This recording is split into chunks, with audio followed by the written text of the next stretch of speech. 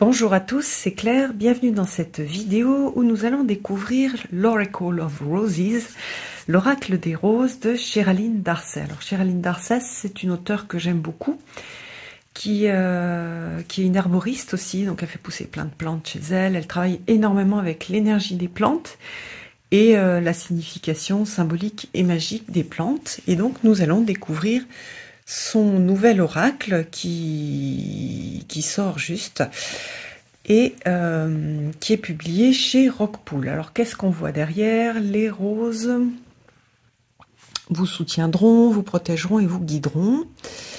Leur senteur, leur symbolisme et leur beauté, ainsi que leur qualités thérapeutiques ont inspiré des poètes, des écrivains, des artistes, etc. Et donc là, on va avoir des archétypes de roses et eh bien, nous allons les découvrir. Alors, donc, voilà l'intérieur de la boîte, avec des petits dessins, le livre, les cartes, c'est à nouveau l'intérieur. Est-ce que c'est noté? Il y a 44 cartes. Alors, donc on a un bord rose, un joli dos rose, et puis nous allons regarder le livre. Alors, qu'est-ce qu'on a dans le livre? Introduction, comment utiliser les cartes à propos des roses, faire pousser des roses, et puis donc après on a le sommaire avec toutes les roses.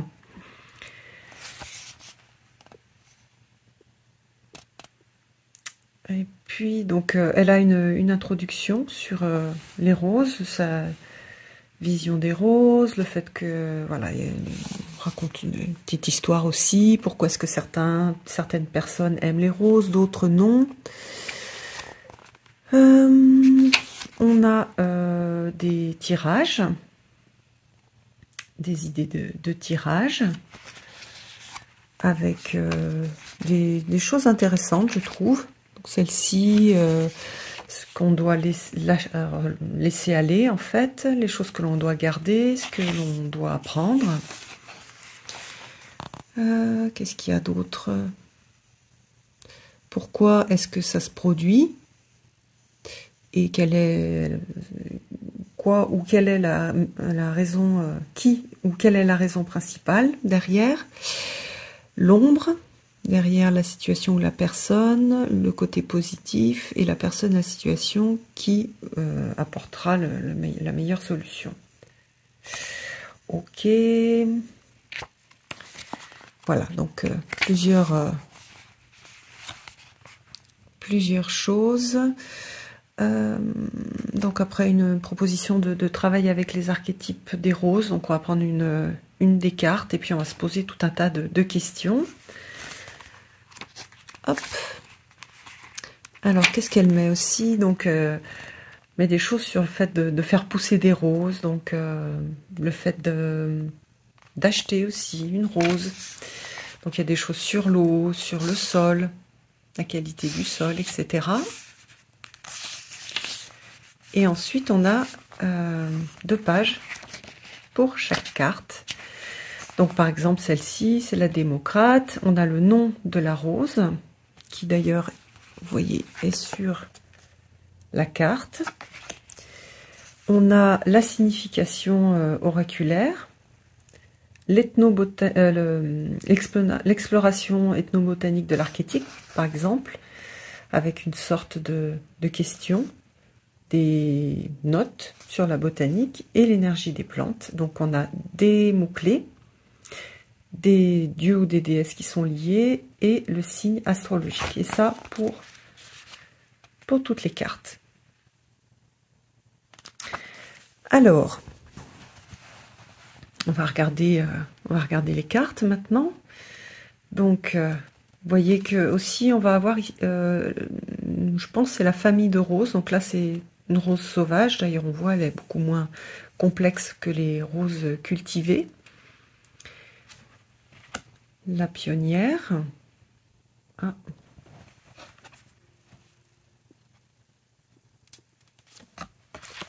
l'alchimiste,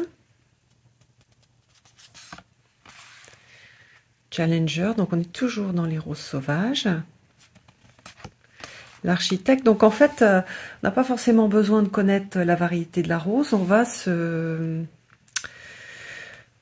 connecter à l'archétype qui correspond à la rose, donc ici l'architecte, et avec ses qualités.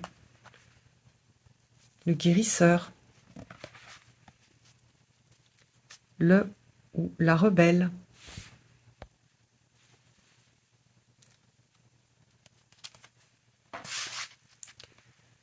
le flirt, l'ancêtre, le père, le scientifique. C'est vraiment joli, il y a une...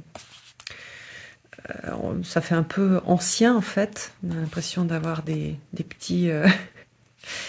des petits dessins de parchemin.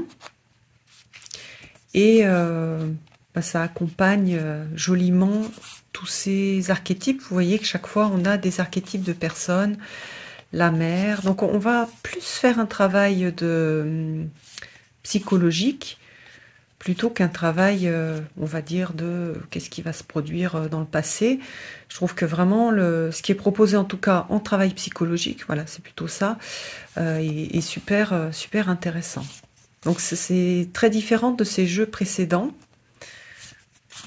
Voilà, il y a plus la dimension psychologique. D'ailleurs, on ira revoir un peu dans le boule de neige rose. Oh, c'est en français. Donc là, vous voyez, ça, ce sont des vieilles roses de jardin. La rose du roi, mademoiselle de Sombreuil rose. Donc avec des roses anciennes, donc avec des noms français.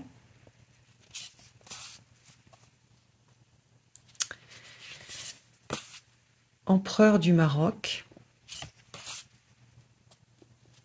Vous allez peut-être d'ailleurs reconnaître des roses que vous avez plantées dans votre jardin, si vous en avez un. La sensuelle. Le héros, c'est une très bonne idée en fait, cette association d'archétypes avec les roses. La rose de lion.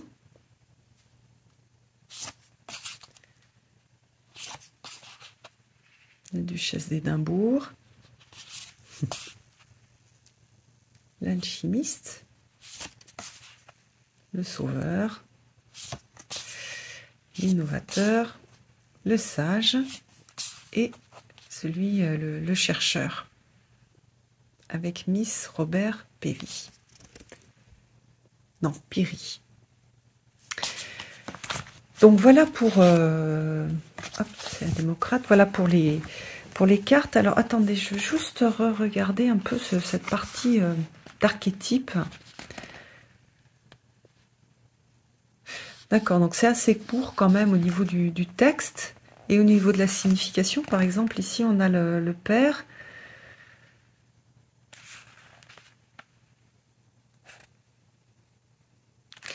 Donc oui, il y a un petit texte qui explique en fait sa vision de l'archétype du père. Le père prend du temps pour prendre des décisions sur lesquelles on peut se fier.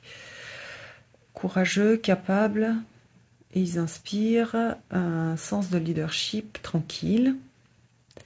Voilà, qui est réconfortant. Ok.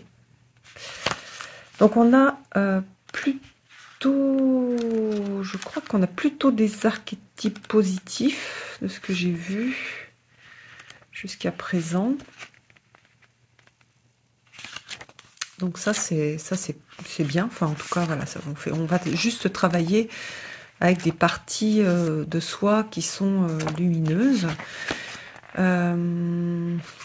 Alors si on fait un tirage, on essaie de faire un tirage en 3 cartes. On va faire un petit tirage en 3 cartes.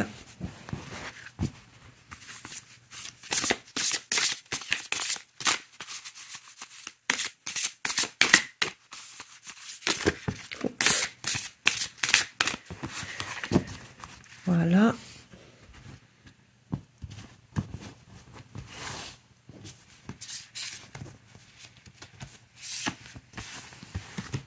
ça va nous faire un tirage pour nous, de guidance.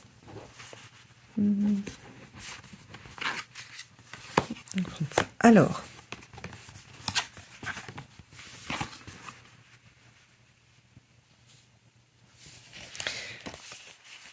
première carte, donc ce qu'on doit lâcher, ce sur quoi on doit lâcher prise. Donc on a la carte 29 de Giver.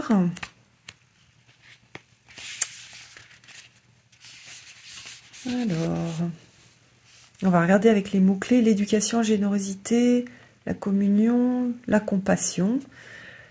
Donc peut-être lâcher prise sur cette idée de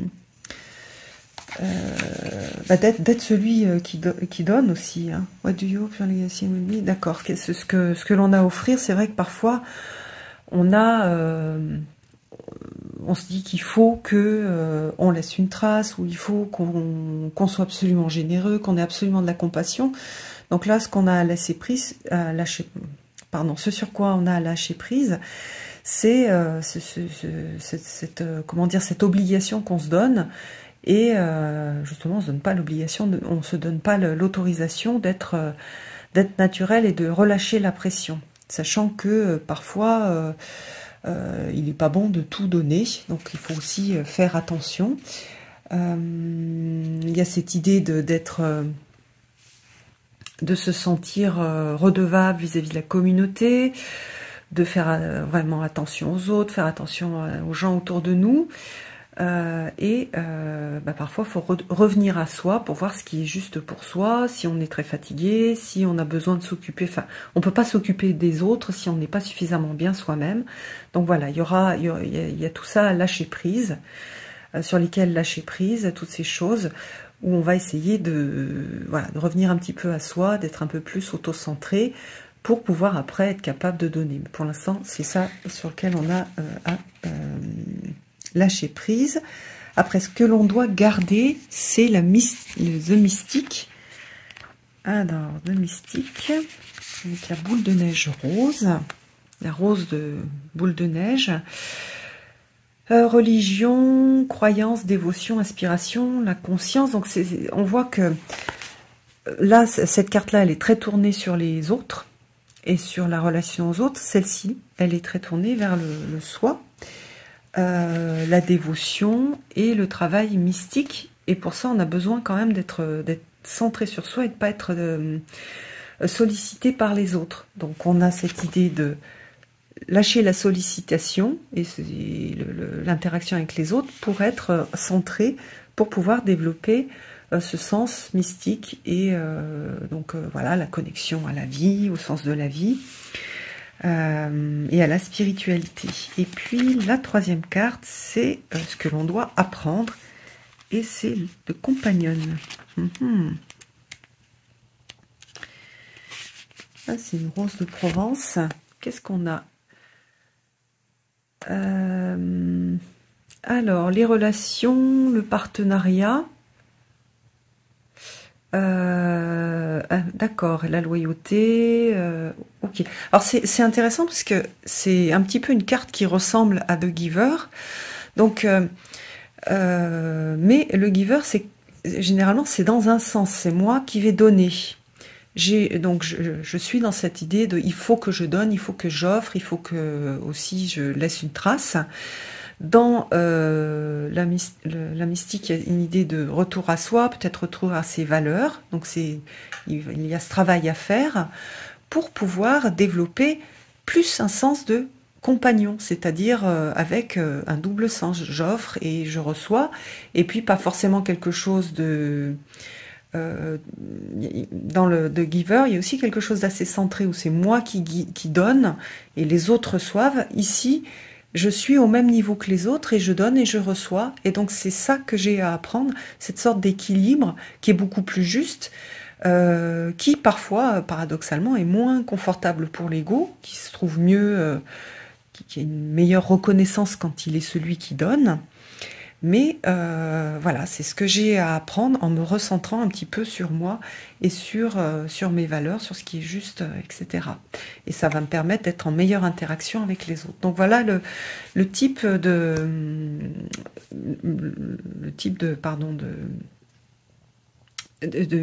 tirage que l'on peut faire.